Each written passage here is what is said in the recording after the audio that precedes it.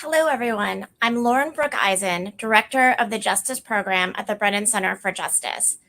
Welcome to this Brennan Center for Justice event. Before we get started, just a few housekeeping notes. We will leave time for questions at the end of this discussion.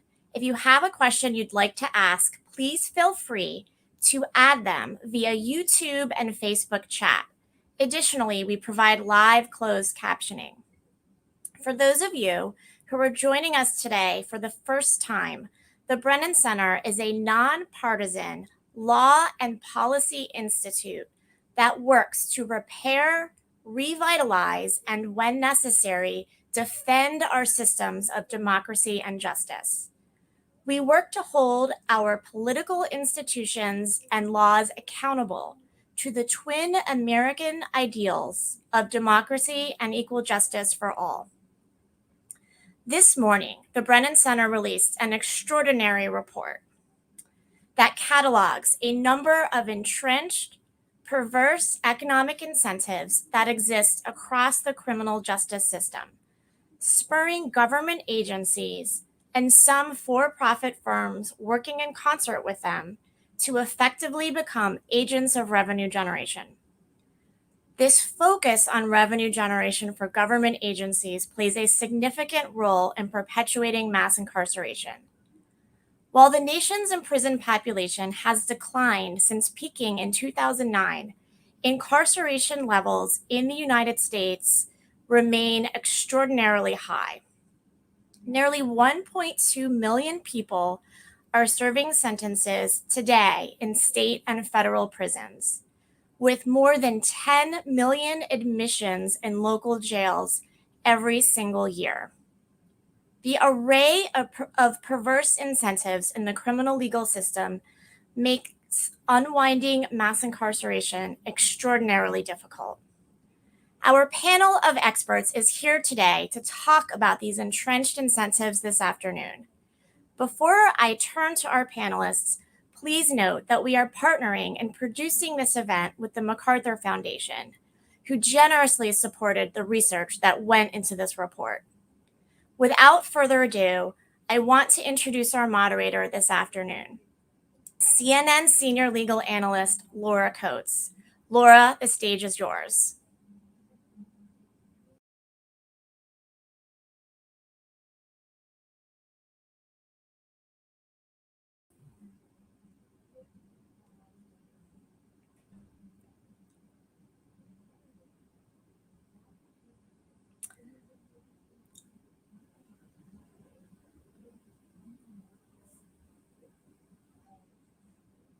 Laura, you're still unmuted if you can hear me.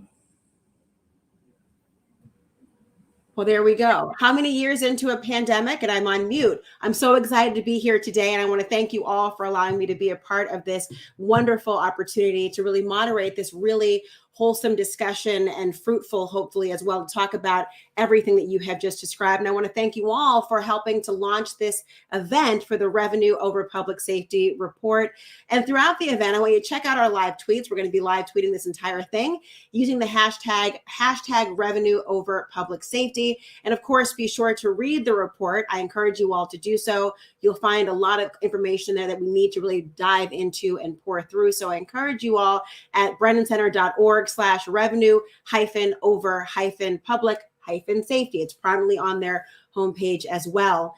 As we've already spoken about, America's criminal justice system really has been a huge, major political talking point for quite some time. And there's been calls for the end of this system of mass incarceration, but it seems to have fallen, frankly, on deaf ears when it comes to truly ending mass incarceration, as the amount of people that are held in our prisons has ballooned over the last few decades. And a new Brennan Center for Justice report details an under-recognized fact of what is actually contributing to mass incarceration and this injustice. And not surprisingly, as you can say, it seems to be money. But it's not just private industry making money off of those who are pulled into the criminal justice system. The government, the report is finding, the government itself is actually incentivized in a way by revenue generation. You've got police departments and county sheriff offices, a host of agencies are all competing for the funding that comes from our criminal justice system. And it continues a cycle of frankly perverse incentives that keeps the cash cow of mass incarceration in business. So it really begs the question, can reform that we talk about, that is the talking point, can it really truly happen without untying this knot of financial incentives? And we're asking right now, what can be done to rebalance the scales of justice? And so without further ado, I want to bring in a dynamite panel of people that we've got for you here today. They're going to help us to unpack and really discuss these issues in a really, really comprehensive way. We have Lisa Foster, who is the co-director of the Fines and Fees Justice Center. Carmen Best, the former police chief of Seattle. We have Q Williams, a paralegal and civil advocate of ArchCity Defenders. And we're rounded out by Ram Subramanian, who is the managing director of the Brennan Center's Justice Program. So welcome to all of the panelists today. I'm so glad that you're here. We're going to lean on your support, and you've all already unmuted. So you're already ahead of the game, unlike yours, truly the moderator of this panel. So I want to dive in here with you, Ram, because you are one of the authors of this paper. And I want to start there. And the report talks about, of course, this bipartisan effort that we've seen to change the criminal justice system. And it's gained a lot of momentum, at least in theory.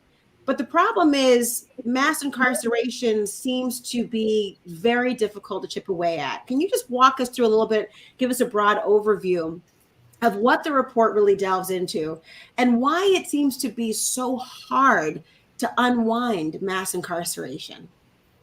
Sure, I'll give you a little bit of a background of where this idea came from. So, thinking back now 2 years ago when we were considering what to write about, I think there was just one question that stuck in our head, and it was a frustration that after 10, 15 years of sustained reform at the state and local level to reduce incarceration levels, to narrow the wide net of an overly punitive criminal justice system, why have we only seen modest returns to that reform effort? So I think one reason we ended up landing on was this hidden in plain aspect of the system, which is this complex web of fiscal and economic incentives for individuals, agencies, and governments that work together to spur increased punitive enforcement. Not only do these incentives raise the risk that some officials will pursue revenues over public safety and justice, they give government agencies and local governments a financial stake in perpetuating the status quo. So, we set out to write a report to give readers a bird's eye view of how these incentives work, which I think is unique. I think we often look at and analyze each component of the justice system separately, which is not surprising. We have a very fragmented system of justice made up of different agencies who are autonomous, police, I'm talking about police, prosecutors, courts, corrections, and then it's across county, state, and federal systems, all of whom are driven by different goals and incentives and face different challenges, sometimes even different values and interests. So sometimes it's hard to think of all the different components of the justice system as a coherent whole driven by a common purpose. So looking at things separately is understandable given this fragmentation of function. So our report, does something a little bit differently. We try to look at these incentives sort of holistically, and to look at them as an interlocking whole that work in tandem, even while they are distinct. The report covers quite a few incentive structures. Many people will be well aware of some of them. For example, we talk about the use of fines and fees, which are extracted from people at every stage of the criminal justice process. We look at civil asset forfeiture, which is a somewhat peculiar practice that allows law enforcement agencies to seize and retain people's cash, property, home, or any other items on mere suspicion of their connection to alleged criminal activity, often without the need to ever charge or convict. The report also discusses how people themselves can be themselves commodified and monetized. And I'm talking about a growing market of correctional and detention beds ostensibly to deal with overcrowding in local, state, federal systems, including the immigration detention system, but now are acting as fiscal stimulus programs for cash-strapped agencies or jurisdictions. We do also look into some of the motivations that are at work at an individual level. So we look at performance metrics that translate increased enforcement into reputational rewards, enhanced career opportunities, and perks for police and prosecutors. But I think in the end, overall, the important point that we're trying to make with this report is, besides giving this bird's eye view, is that the challenge now is that many of these financial motivations, their budgetary effects, they've become persistent and self-reinforcing. Many local governments and law enforcement agencies have grown increasingly dependent on these sources of revenue. And so the challenge is how to unstick this. And of course, many of these practices have a devastating impact on people closest to the criminal justice system.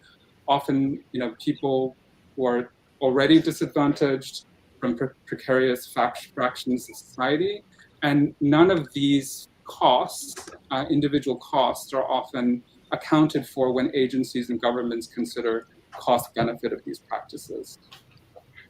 It's so important what you've said. And just thinking about, it's a little stunning to think about the idea of incentivizing someone's participation in the mass incarceration really industry. And Lisa, I want to turn to you because you are a former state court judge. And now you run the Fines and Fees Justice Center, which is a national advocacy organization, for those of you who don't know, that works with affected communities trying to, and also stakeholders in justice system who are all trying to eliminate the fees in the justice system and ensure that fines are equitably imposed and enforced. And of course, to end abusive collective practices. We talk about the presumption of innocence and not wanting to have to pay for that presumption. As we know, this report, as Ram spoke about, it really highlights how so many counties and states are really dependent on these fees that are obtained from the justice system and are used to support their own government functions, and at times at the expense of the communities and public safety. And I wonder, can you speak to the extent of this problem across the country? This, maybe people want to be dismissive as an anomaly. It really is not. It's quite pervasive. Absolutely, Laura. Fines and fees are now deeply entrenched in every state and virtually every city and county in the country. And as Ram's excellent report points out, they unquestionably produce perverse incentives. Let me tell you a tale of two cities. Brookside, Alabama is a town outside of Birmingham with a population of 1,250 people. In 2018, fines and fees made up 14% of the city's budget. That year, they hired a new police chief with new ideas. By 2021, 3 years later, fine and fee revenue had increased by 600%. Traffic tickets increased by 700%. Arrests by 1,100%. During the same period, the Brookside Police Department grew from a force of 1 to a force of 13. They drove brand new, unmarked SUVs, and they had even purchased a riot control vehicle. All this in a town that since 2011 had reported 1 robbery and no murders or rapes. By contrast, Palmyra, a small town in Wisconsin, has reduced its reliance on fines and fees, cutting its ticket revenue by over 66%. During the same period, the property crime rate decreased by 80%. In Palmyra, police officers are not evaluated by how many tickets they write, and the police budget is wholly independent of how much revenue is raised through fines and fees. Now, lest you think Brookside's practices are confined to small cities in the South, I'll give you another example. In roughly half the states today, if you can't afford to pay the fines and fees you owe immediately, your driver's license is suspended. If you drive anyway, as many people do because they need to get to work or get their kids to school or a family member to the doctor, and there is no public transportation in most of this country, if they drive and are stopped by law enforcement, they get a misdemeanor conviction for driving on a suspended license, and more fines and fees are imposed. In almost every place that licenses are suspended for unpaid fines and fees, driving on a suspended license is among the top 5 criminal charges. Now, what does that have to do with public safety? Absolutely nothing. People who drive on a suspended license because of unpaid fines and fees aren't dangerous drivers. They simply don't have the money they need to support themselves and their families and also pay exorbitant fines and fees. But in every one of those places, the citations issued by law enforcement count toward a police officer's performance goals. The cases filed count toward a prosecutor's performance goals. Courts get to count all of that revenue, even if it's never collected. Those are perverse incentives. And they're perverse incentives that, as Ram pointed out, hurt people, principally low-income people and communities of color.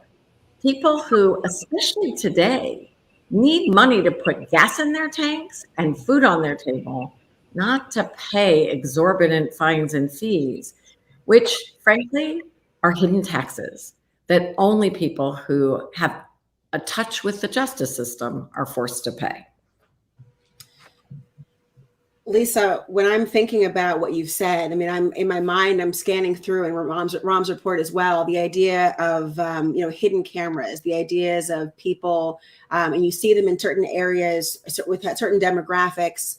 You see it's almost exploitative and predatory in a way. Not that people should be engaging, obviously, in traffic violations, but what you've described is not something that is supposed to be, preventative and deterrent to poor behavior. It really seems to incentivize the idea of seeking out and finding ways to criminalize behavior just to generate revenue. And it's stunning to think about how this impacts individual communities. I want to go to that very notion because Q, you are an advocate at ArchCity Defenders, and you have experienced the burden of the justice system, fees and fines yourself personally. Can you tell us about what those burdens have felt like and what your experience has been?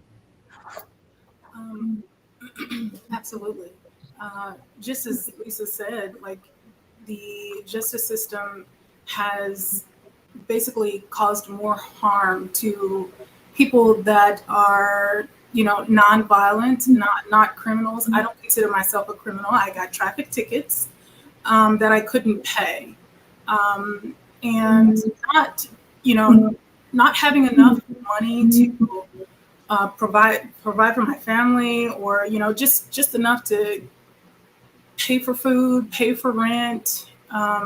There's nothing left over for paying traffic tickets. I would go to court and try to offer whatever I could, and most of the times that was looked at or with a laugh or with a calculator, or just being held captive, like paying multiple times for not having insurance or not having a license. I think my life was impacted profoundly. And I think that that it affects many people of color, and many low income people are the ones that are affected by the system that is causing more harm than safety. And it brings us really back to this idea of the perverse incentives. And as you just articulated, Q, I mean, revenue over public safety. I mean, just the idea of that being prioritized. I want to turn now to somebody who knows quite well and very intimately about why and the hows of policing and the prioritization of those sorts of things. The former police chief of Seattle, Carmen, I ask you, I mean, you were former police chief of a major city in this country.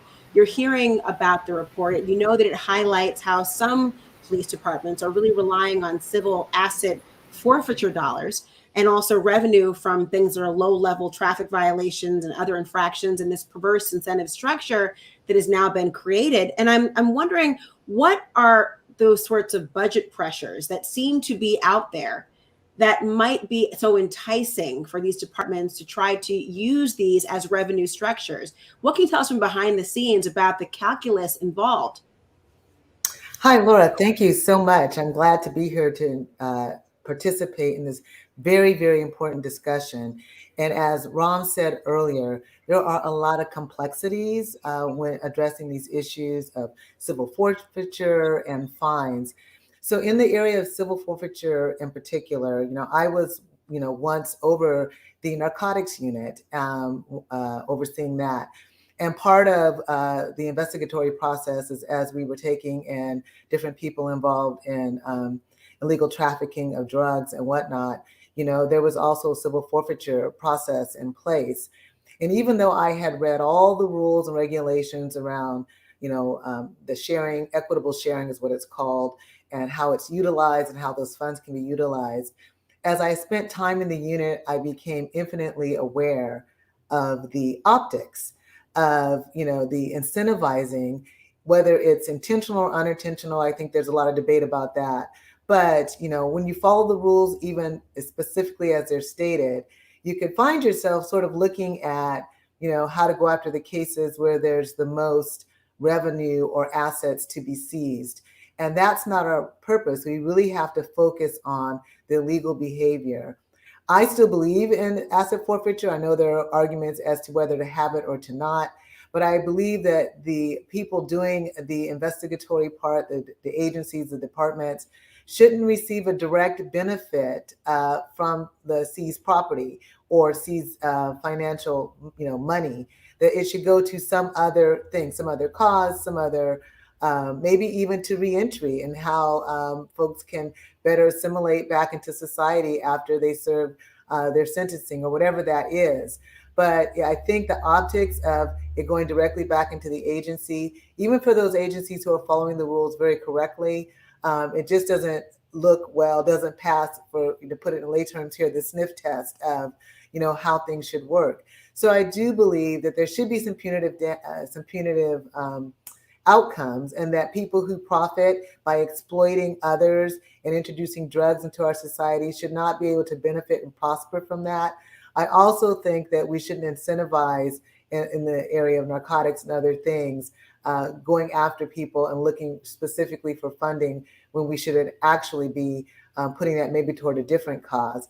And that the cities and municipalities and counties and small towns or whatever, they're responsible for funding their police agencies and their law enforcement. And if we keep a clear delineation, it just keeps the level of potential for there to be corruption out of the system. So that's how I really think that we should be looking at and trying to change the rules around a civil asset forfeiture. You make a very good point. And Lisa, I'd love you to respond to this as well, because there is a clear demarcation, I think, in the societal viewpoint about those that are low-level traffic infractions and violations that appear to be just revenue generating, and those that are crimes to which we want people to be held to account and have the justice system unfold appropriately. But the idea of optics is the word she used repeatedly, the notion of how it's perceived by the people in the community. We already know there's a fundamental, in many instances, distrust between police, law enforcement officials, and of course, communities. And there needs to be a symbiotic relationship. There's also that almighty dollar, the idea of money makes the world go round, and it continues to rear its head in our justice system. So the real question, Lisa, how are you able, knowing what Chief Best has spoken about, the idea of individual communities having to fund and finance oftentimes their own law enforcement agencies and law enforcement departments, how can, if these are eliminated, if fines and fees and asset forfeiture are all eliminated, how will these states and counties at these levels be able to really generate revenue they even need to fund their budgets? Does that mean you're truly defunding the entirety of law enforcement? Not at all. We should fund the criminal justice system exactly the same way we fund other essential government services, through general revenue. A budget, state or local, is a value statement. What government chooses to fund is what matters to lawmakers and, one hopes, to their constituents. I have never called the fire department in my entire life, and I'm old, but I gladly pay my taxes to support a robust fire department, because I know that if my neighbor's house burns down because they couldn't afford to call the fire department, my house is going to be next. The justice system is no different. It is supposed to serve the entire community, to keep all of us safe, to enforce everyone's rights and responsibilities, to resolve disputes fairly. It's supposed to serve all of us, and it should be paid for by all of us out of general revenue, not the people who are in the system who can't afford to pay. And thanks to work that's been done earlier by the Brennan Center and others, we know that it takes significantly less than most policymakers believe to fully fund the system. Because fines and fees are so onerous and are disproportionately imposed on low-income people, the collection rate is abysmally low. To give you just one example, in Florida, the collection rate for felonies is 8%. 8% of the fines and fees imposed are actually collected. And it costs government significantly more to collect fines and fees than it does any other form of government revenue, including taxes. Indeed, in some places, it costs more to collect $1 in fines and fees than it does than $1, right? It costs more than $1 to collect $1. In Santa Clara County in California, for example, it costs them more than $1 to collect $1 of fees imposed on parents and guardians of children, young people in the juvenile justice system. And they're not alone. And those are just the direct costs that are imposed, not collateral costs to government of debt collection and the severe consequences that harm people who can't afford to pay. In many communities from New York to Nevada, courts still issue arrest warrants to people who can't afford to pay fines and fees. If you don't pay, either you're on a payment plan and you miss a payment, or you simply are unable to pay what's imposed, a warrant goes out for your arrest, a warrant that, by the way, usually comes with a fee. If you are arrested, the costs to the system are enormous. I can give you one example. In Clark County, which most of us know as Las Vegas, the average stay on a traffic warrant for unpaid fines and fees, you rolled through a stop sign, you couldn't afford to pay the fines and fees imposed, an arrest warrant is issued. The average stay on that arrest warrant in the Clark County jail is 60 hours. That's over 2 days. And that's at a cost of $150 a day. That cost, the cost of the police officer's time stopping you, arresting you, bringing you to jail, and booking you, those costs are not factored into anyone's cost-benefit equation. Nor are, in my view, the more important costs to the person and their families of spending 2 days in jail and the larger social cost of that policy. 2 days in jail means someone is likely to lose their job. They could lose their housing. They can even lose their children. And all of that has costs to society. When a person's evicted, where are they going to go? If a person loses their children, can't take care of their children because they're in jail because of an arrest warrant, that means those children are being cared for by the state or the county. There are costs associated with all of those things. And we don't ever factor in those costs to the cost of debt collection, whether that's fines and fees or civil asset forfeiture. And those are things we have to take into account if we're going to truly judge the cost of the system. You know, what you've articulated, just I'm thinking about those numbers. And Q, I want to bring you in here because it really feeds off of something you talked about, the idea of what it's like for the individual person. I mean, just having those numbers you just pointed out, Lisa, the idea of it costing more than $1 to get back $1. All I think about is the exercise in futility, and what are you gaining other than the additional criminality, the loss of income, the loss of job, the idea of some revenue gain, but at the cost that seems quite extreme. You've been advocating, Q, a long time in this particular arena, very cognizant of what has just been described. Can you tell me a little bit about how your advocacy on fee and fine reforms have changed some outcomes in Missouri and also in other states? Yes, absolutely. As Lisa hit on point again, telling basically my story, about how the jails, they illegally jail people for like petty crimes of traffic violations, and the lasting impact that has on a person's life is very traumatic. Not knowing where your children, who's taking care of your children,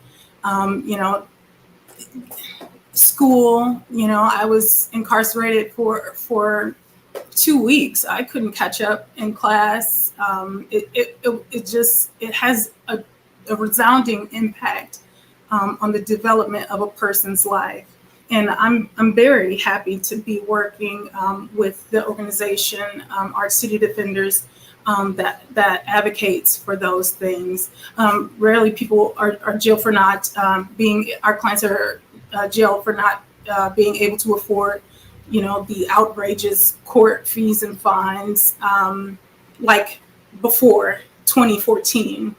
But we still have people detained on pre-trials.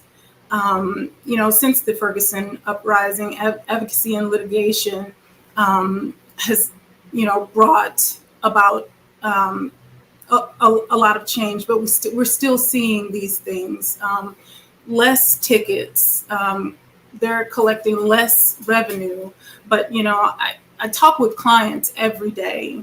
And there are still people who are criminalized basically by the color of their skin and their poverty, because this system is hinged on how much you can pay. Justice is hinged on how much you can pay. And there are still people who's having their lives uprooted and the lives of their family. And it is a vicious cycle. And we know that there is the correlation you speak about between race, and I want to bring you in, Carmen, in this as well, and what your thoughts are on here, because, the idea that we're talking about, as the report points out, I want everyone to read the report. It's available at the Brennan Center website as well, Revenue Over Public Safety. And also I invite you all into the conversation. If you have a question you'd like to pose to the panelists or engage in some way, post it in the chat as well, and we'll get your question in later in the panel as well. Carmen, what is your reaction to this idea that also Q has spoken about, but also, the idea of, it seems like it's prosecuting poverty, and not in the way to eradicate poverty, but to exploit those that do not have the financial means to deal with the violations, the infractions, and the fines that result. Yeah, to Lisa and Q's point, they're exactly right. The last thing we want to do is create a debtor's prison, if you will, or a debtor's system where simply being poor or not having the funding, I'll put it that way, to pay for tickets leads you into this, downward spiraling circle of poverty that you just can't get out of. That said, I do think there needs to be an alternative. But I still believe that, there should be some sort of measure, but it's maybe on a sliding scale. Maybe the first infraction is a pass, or if it's your taillight being out and that's the infraction, maybe we give a citation that says, here's where you can go to get your taillight fixed, or other things that aren't, that actually provide for safety versus being a punitive measure against people. But, a sliding scale, because a ticket for a person who is, well-to-do and can easily afford it, isn't going to have the same impact as a ticket for somebody who can't afford it. It's just not. It's not.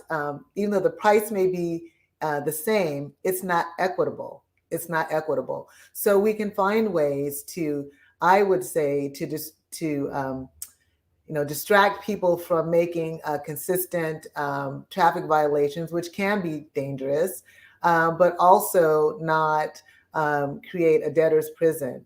So I think it's important that we do things to deter people from having consistent violations over and over and over again, which inherently create bad roadways for everybody, but without being punitive in a way that we're targeting those who are poor. So we can make a sliding scale, alternative options, so that we deter people from doing those activities, but still don't create a debtor's prison. As Lisa referred to, we don't want to increase poverty and have more people, which we all know are, much more Black and brown people are much more reflected in these tickets than others. So recognizing all of that to be true and the inherent institutional issues that we have with disparity, we still want to make sure that we keep roads and whatnot safe for everybody. And I think there are probably alternative systems to utilize in this way. And there is some precedent for that, what you're describing, the idea of, obviously we are a nation of laws partially derived from this notion of Hammurabi's code of an eye for an eye. And so there's always things we have developed from in terms of equity, or just the idea of punitive punishment being enticing in some ways to our legal system. But you make a good point to talk about the notions of where equity comes in, and the idea of it's not an equal burden. It can't be equal justice. And right. I'm always reminded of this notion, and Ram, I want to bring you back in here. I remember reading a report recently about an officer who pulled over a father who did not have a car seat for his child. And rather than give the person a ticket, he went and got a car seat for the child and put it in the car to ensure that the public safety aspect was measured, because obviously the father said if he'd had the money in the first instance, he would have had his child secure in a very different way. And so just recognizing the idea of why somebody perhaps might need the additional understanding of that sliding scale or other notions. But Ram, we talked about a lot of different areas, and your report covers so much. And I encourage people to read this in its entirety. Tell me about things that, you're hearing a lot of people talking about the sliding scale, the equity notions, the idea of asset forfeiture, the personal impact, the ideas of it costing more than $1 to actually receive $1. What are some of the aspects of the research that you have conducted over the past several years that you think people simply are just not aware of? I would probably have to say it's the correctional and detention bed market. This is a trade in human beings that happens sort of unbeknownst to most people unless they're directly involved. I became more aware of this practice a few years ago when I was conducting a study looking into increasing jail incarceration rates in rural areas in the country. And one of the reasons that I found at that time was that economically depressed rural counties were increasingly participating in this market of detention beds as a way to help support basic system operations, fill budget holes, or stimulate economic activity of some sort. In this report, we delve a bit deeper into the practice, and it is a very sort of insidious and expansive trade that happens every day. What you have around the country are sheriffs seeking out people to fill empty beds and raise revenue. And, when supply dries up from one source due to a variety of different reasons, whether it's public outcry over conditions of confinement in a jail that primarily holds people in immigration detention, there's always other suppliers at market, and so there's always a ready supply of people. The federal government is a big supplier in this market through people under their jurisdiction, whether under pretrial detention or immigration detention. And I think one of the surprising things that I learned doing this research was sort of contract. I mean, this is the contract mechanism that's often used to facilitate this trade, which is they're called intergovernmental service agreements, and it's between different levels of government. It's so the federal government will contract with a locality, and these type of contracts do not they're not subject to the sort of normal open source transparency sort of requirements typical of other types of federal contracts, which is surprising given that it's about incarcerating people. And so, the reason behind this, I believe, is that they'll be able to quickly execute contracts so that they can absorb potential surges in detention populations. But, the Government Accountability Office recently released a report noting that the federal government consistently overestimates its need for these beds, and so regularly pays for thousands of empty beds every month. And these sort of contract mechanisms have also produced really absurd situations. So, you can have a city in one state contract with the federal government to build a detention center, but then that city subcontracts that service to a private firm to build and run the actual detention center in an entirely different state, hundreds of miles away. So and then the city gets a kickback from the private firm. And this is a way, this is a way for cities to earn money, but not actually have the responsibility of caring for the people that are technically under their control. It's stunning to think about how a lot of the research you're talking about, in fact, all of it is really contained in this report. I really encourage you all to read it, Revenue Over Public Safety. It launches today. It's available as of today as part of the Brennan Center website as well. So please, please, please look at it, and you will really be stunned at some of what you're hearing, but also it's a way to really, if you know the truth, then perhaps speaking truth to power becomes that much easier to try to deal with these issues and resolve them. I have some questions from the audience and I want to bring in right now. One of the questions is, some of the debts incurred by this system are sent to private collection companies that then charge exorbitant fees to the people who are fined. Lisa, I see you nodding your head. I'm going to go right to you on this. Could you speak to this part of the problem? And you're pulling a Laura. You got to unmute. There you go. Okay. Can you hear me now? Yeah. So it's absolutely a problem in many, many places. I'll give you one example. In Florida, pursuant to state statute, if there is unpaid court debt, fines or fees, 90 days after it's due, which is not very much time, it needs to be sent to a private debt collection company, a law firm that collects debt, or a company that collects debt, and they are permitted to charge up to 40% on top of what you already owe. So you can't afford to pay it in the first place. Now we're adding 40% more, and you're subject to the practices of a debt collector who may start calling you at home early in the morning or at work, or all the other things that debt collectors are known to do. And as Ram points out, in some places, there is a somewhat more even invidious practice of giving a little bit of a kickback.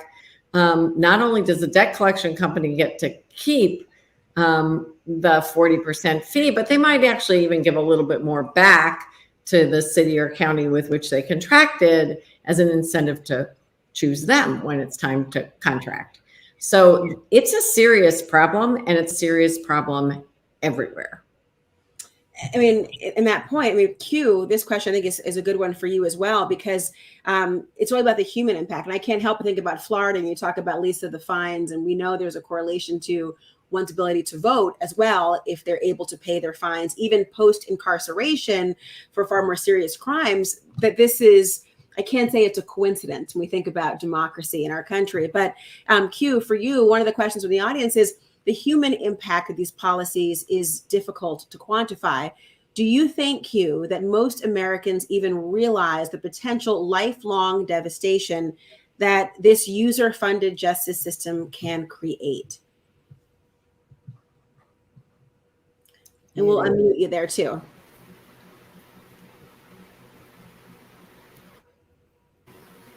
Is that Yes. Is that good? Okay.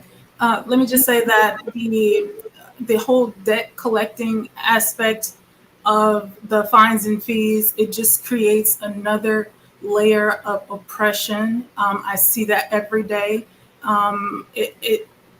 If they couldn't pay the tickets in the first place, then they certainly won't be able to pay the additional fines and fees that these debt collectors are imposing.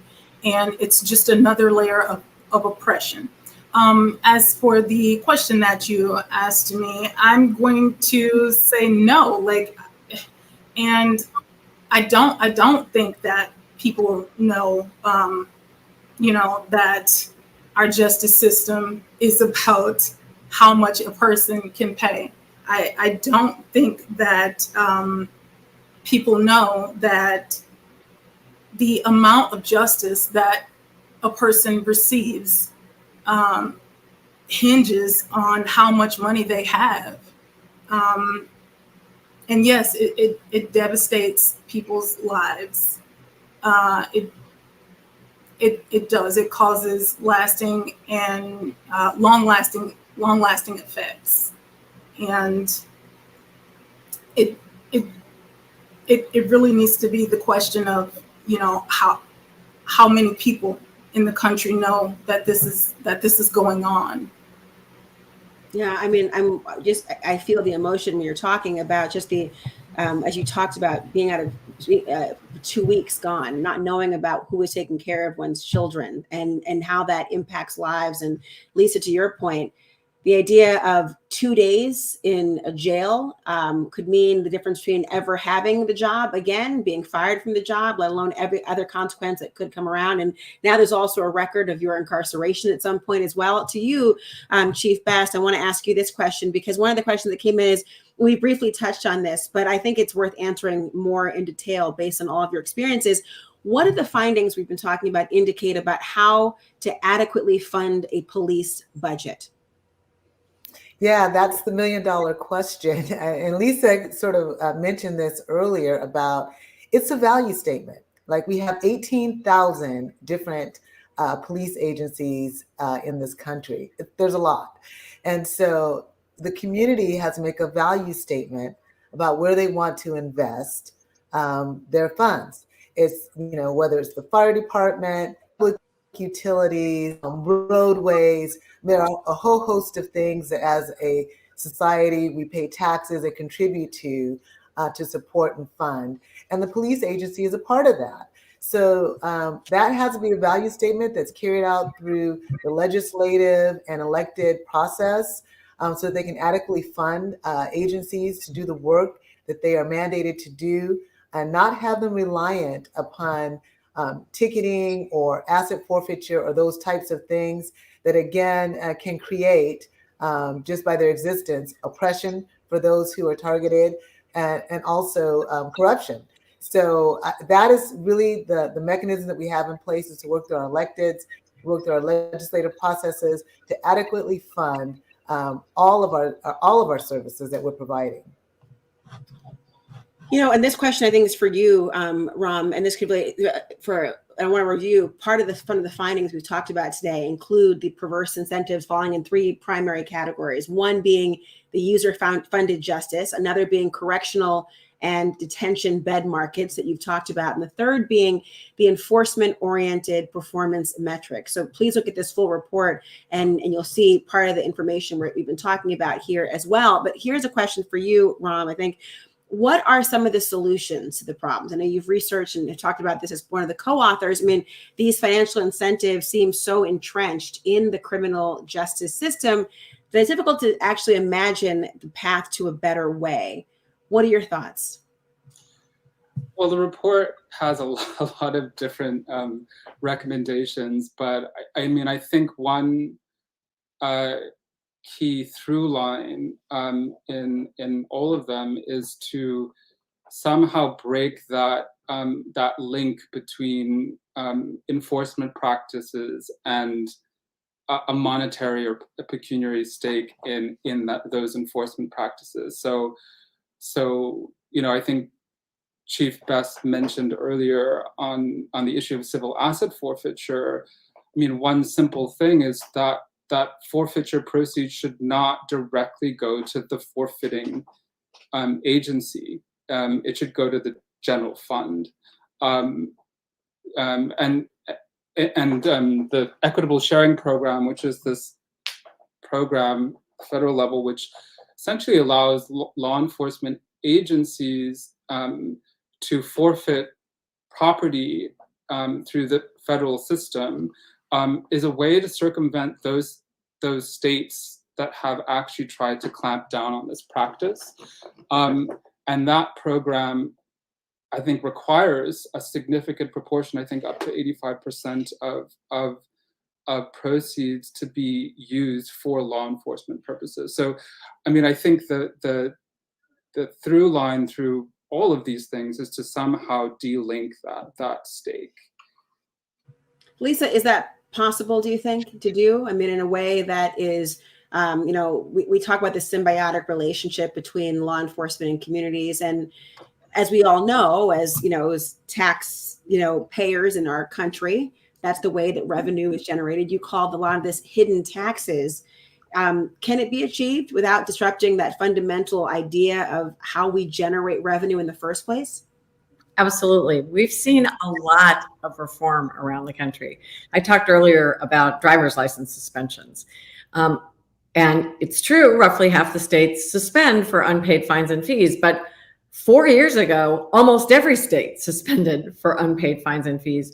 We have seen reform in 22 states. And just last week, state of Delaware, the legislature passed a comprehensive fine and fee reform package that included the end of driver's license suspensions for unpaid fines and fees. It's going to the governor's it's on the governor's desk, and we have no reason to think he's not going to sign it.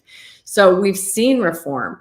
We saw in that same bill, they ended all fees imposed in the juvenile justice system on youth and their families. We've seen reform just like that in many states. And I have to underscore, it's both blue and red states, and it also includes purple states. So last year in Nevada, we not only ended driver's license suspensions, but Nevada was one of 13 states that still considers minor traffic offenses to be misdemeanors. And that lets courts issue arrest warrants if you don't pay fines and fees. Our organization, together with a lot of allies on the ground in Nevada, we passed legislation, and the governor signed it, that decriminalizes traffic. It's no longer a misdemeanor in Nevada. It's a civil infraction. And that means no arrest warrants can be issued if you don't pay. So we've seen that kind of reform. Again, in California, we've seen the state legislature end fees for probation supervision, for public defenders, for electronic monitoring, that all of those fees could have been imposed by counties in their justice systems, and that's no longer possible. So we are seeing a lot of reform, and again, it's all over the country, and it's bipartisan reform. So I do think there's a lot of hope. I do think we can do this. I think we need the kinds of reports the Brennan Center produced in this case and has produced in others that help us with really rigorous research, explain what the problem is, explain how to solve it. And when you do that, you can persuade legislatures. And I hasten to add, when you have folks like Q who are impacted by the system, raising their voices in the halls of the legislature and in city council meetings and in courts, saying, this is the consequence of what this policy is. This is what it's doing to our communities. We talk all the time in this country about investing in low-income communities so that they can thrive and grow. Well, one of the best ways to invest is to simply stop taking their money. And that's what we're doing with the system we now have. So important to hear from all of you. And I wish we had more time to delve in more deeply, including, I'm sure there are many questions about the idea of what impact this will have on policing priorities. And I know officers are obviously have a great deal of work to do.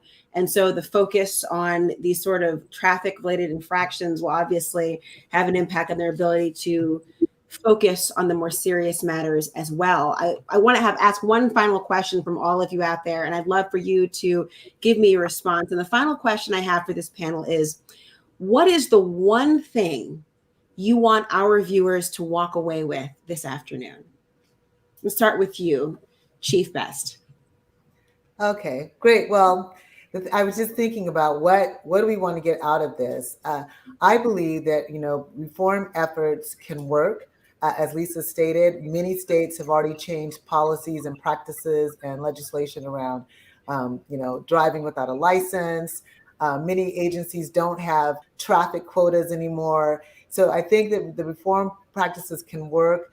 I also think that, so let's continue to focus on reforming systems, not having people oppressed, but also there has to be a level of accountability. So we can have both and if we all bring all the stakeholders, as was mentioned earlier, to the table, those affected, the courts, the prosecution, the police, and the legislature, all involved, as well as those affected, to make sure that we have the reform in place, but we also have accountability. I think it's possible. Thank you, Ram. What is your comment? What do you think is the one thing you hope that our viewers will walk away from this afternoon with? I think I want people to remember that mass incarceration is not simply the result of laws that seek to mete out harsher, more severe punishment. To truly change the dynamics of excessive punishment or our over-reliance on incarceration, we must shift the incentive structures that influence how law enforcers behave. I mean, money is a big motivating factor, and I think we need to untangle it from how public safety and justice is delivered. Very important. Q, what is the one thing you hope our viewers will walk away with today? Muted. People of color and people who have low income, it just creates a lasting and devastating effect on people's lives. The media and a lot of news narratives don't have an accurate representation of these people outside of calling them criminals. However, we should not be criminalizing poverty. And also in St. Louis, we do have several campaigns going on at ArchCity Defenders. We have the Close the Workhouse campaign and another initiative, Defund, Re-envision, and Transform, which seeks to divest from policing and jails and reinvest in services and resources that will actually be the tools that keep the community safe. And you guys can find our information at archcitydefenders.com. We have Twitter, we have Facebook, so link up with us. And Lisa Foster, finally to you, what is the one thing that you want our viewers to take away with them this afternoon? The one thing I want viewers to walk away with is that we need to end justice fees, the hidden taxes on justice. And when we do, our communities will be stronger and safer and more prosperous. Well, I want to thank all of you for joining us today, and thank you to our audience as well for your questions. I wish we had time to answer them all. I encourage you all to read the report, and thank you to the MacArthur Foundation for partnering with the Brennan Center for this event and supporting the research that went into the Revenue over Public Safety report. And a quick note from the Brennan Center, please be sure to check out the recently launched Brennan in Espanol website by going to brennancenter.org/es. Again, my name is Laura Coates, and thank you all for coming and supporting the work of the Brennan Center for Justice. Thanks.